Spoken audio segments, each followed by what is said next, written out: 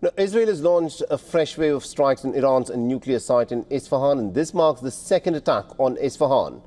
The site, remember, was first hit within the first 24 hours of the war back on the 13th of June. Israel allegedly targeted about 2 centrifuge production sites in Isfahan in the overnight attacks. The Israeli military has released some video footage claiming that it shows damage to the nuclear facility following the attack. Now, Akbar Salehi, the deputy governor of security affairs in Isfahan, has confirmed these Israeli attacks. He said that the facility had sustained some damage, but added that there were no casualties that had been reported.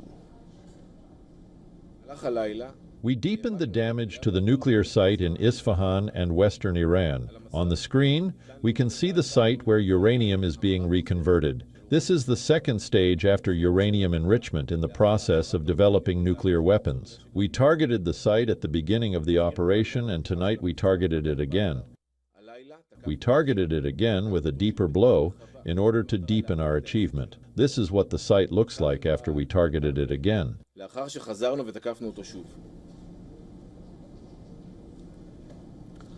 The International Atomic Energy Agency, or the IAEA, has also confirmed that a centrifuge manufacturing workshop in Isfahan was hit. However, the IAEA has emphasized that no nuclear material was present at the site, and therefore the attack poses no radiological risk.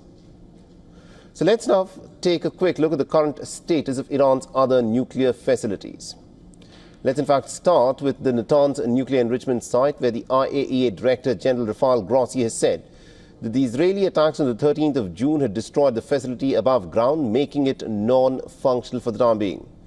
There also are reports of some serious underground damage that have been observed. The IAEA has said that there is no external radiological impact. However, within the compound, there is radiological and chemical contamination. Now, Grossi has further said that there is a key concern of chemical toxicity within the site.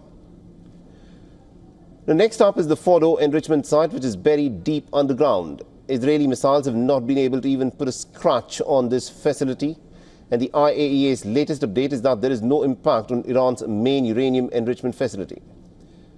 Now, in the case of the Arak or the Kondob nuclear site, the IAEA has said that the Israelis struck the compound on the 19th of June. However, given that the reactor at this site is not operational, there has been no impact, and therefore there is no radiological consequence as well. Now, one of the most important sites that the IAEA chief spoke of is Iran's Bushehr nuclear power plant. Now, Israel has not targeted the Bushehr nuclear power plant yet. That is what the Israelis claim.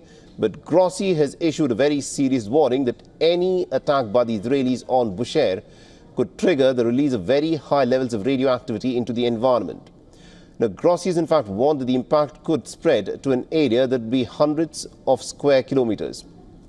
The IAEA chief has also said that any action against Tehran's nuclear research reactor could have severe consequences, potentially for large areas of the capital city of Iran and also its inhabitants. He said, and I quote here, "In such a case, protective actions will need to be taken."